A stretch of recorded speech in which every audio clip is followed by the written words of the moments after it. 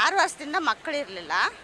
6 ವರ್ಷದಿಂದ ಮಕ್ಕಳಿಲ್ಲ ಅಂತ ಹೇಳ್ಬಿಟ್ಟು ನಾವು ಅಲ್ಲೇ ಇಲ್ಲೇ ನೋಡಿಬಿಟ್ಟು ಒಂದು ಹಾಸ್ಪಿಟ್ಲ್ ಇತ್ತು, ತೋರಿಸಿದ್ರು, ಹೋಗಿದ್ದು. ಆ ಹಾಸ್ಪಿಟ್ಲಿಂದ ಮಕ್ಕಳು ನಿಂತಿದ್ದು 3 ಮಕ್ಕಳು.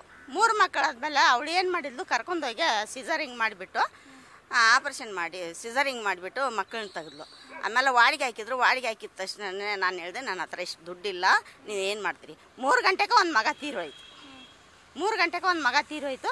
ಆಮೇಲೆ 20 ದಿವಸ ಇಟ್ಕೊಂಡು 20 ದಿವಸ ಆದ ಬಳಿಕ ನೀವು ಇಷ್ಟು ಬಿಲ್ ಕಟ್ಟ 5,000 5 ಲಕ್ಷ ಕಟ್ಟಿದ್ದೇನು, ಇನ್ನು 4 ಲಕ್ಷ ಅವ್ರಿಗೆ ಕಟ್ಟಬೇಕು. 4 ಲಕ್ಷ ಕಟ್ಟಿ ನನ್ನ ಹತ್ರ ದುಡ್ಡಿಲ್ಲ, ಇವಾಗ ನಾನು ಕಟ್ತೇನೆ. ಹಂಗೂ ಹೋದ ಸೋಮವಾರ ನಾನು 1 ಲಕ್ಷ ಕಟ್ಟಿದ್ದೀನಿ.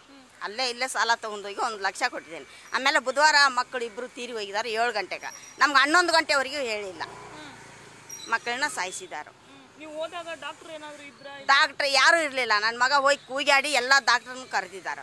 ಆಮೇಲೆ ಬಂದುಬಿಟ್ಟು ಇಲ್ಲ ಮಕ್ಕಳು ಚೆನ್ನಾಗಿದಾರು, ಹಂಗದಾರು ಹಿಂಗದಾರು ಅಂತ ಹೇಳ್ಬಿಟ್ಟು 11 ಗಂಟೆ ತನಕ ಹೇಳಿ. ಆಮೇಲೆ ಒಂದು ನರ್ಸಿಗೆ ನಾವು ಫೋನ್ ಮಾಡಿಬಿಟ್ಟು ಮಾತಾಡಿ ಈ ಮಕ್ಕಳು ಈ ಥರ ಇದಾರೆ ಏನಂದ್ರೆ, ಇಲ್ಲ ಮಕ್ಕಳು ಯಾವಾಗೂ ಹೋಗಿದಾರು ಅಂದರು. ನಾನು ಮನೆ ಕೆಲಸ ಮಾಡ್ತೀನಿ, ನನ್ನ ಮಗ ಕೂಲಿ ಕೆಲಸ ಮಾಡೋದು. ಹಂಗೇನೂ ನಾವು ಇಷ್ಟು ದುಡ್ಡು ಕಟ್ಟಿ ಮಕ್ಕಳನ್ನ ಉಳಿಸಿ ಹಂಗೂ ಡಾಕ್ಟ್ರ್ ನಾವು ಎಷ್ಟು ಕೇಳಲಿಲ್ಲದ್ರೂ ನಿಜ ಹೇಳಿಲ್ಲ. ನಿಜ ಹೇಳಿಬಿಟ್ಟು ನಾವು ಕೂಗಾಡ್ತಾ ಇದೇವು. ಅವ್ರನ್ನ ಪೊಲೀಸ್ ಕರ್ಕೊಂಬಂದ್ಬಿಟ್ರು. ಅವ್ರು ಅದು ಹೇಳಲೇ ಇಲ್ಲ. ಬರೀ 20,000ಕ್ಕೆ 50,000ಕ್ಕೆ ಮೆಡಿಸಿನ್ ಬರೆದು ಕೊಡೋದು, ಮೆಡಿಸಿನ್ ಇಷ್ಟು ಕೊಡ್ತಾ ಇದ್ದೇವೆ, ಏನೋ ಅವ್ರು ಮೆಡಿಸಿನ್ ಯೂಸ್ ಮಾಡಿಲ್ಲ. ಅದು ಇವಾಗ ಮಕ್ಕಳನ್ನ ಅವರೇ ಸಾಯಿಸಿದ್ದಾರೆ. ಹೌದಾ, MLA ಹತ್ರ ಲೆಟ್ರ್ ಬರ್ಸ್ಕೊಂಬಂದೆ, ದಿನೇಶ್ ಗುಂಡ್ರಾವ್ ಹತ್ರ.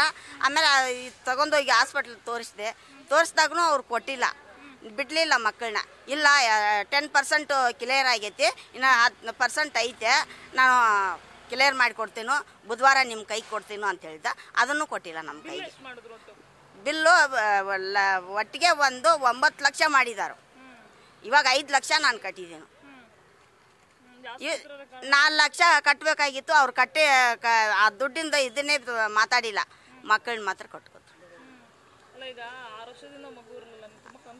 ಹೌದು, ಈ ಥರ ನಮ್ಮ ಮಗ ತುಂಬ ಖುಷಿಯಾಗಿದ್ದ, ತುಂಬ ಬೇಜಾರಾಗಿದ್ದ. ಮಕ್ಕಳು ಹುಟ್ಟಿದ ತಕ್ಷಣ ಅಷ್ಟು ಖುಷಿ ಅದ.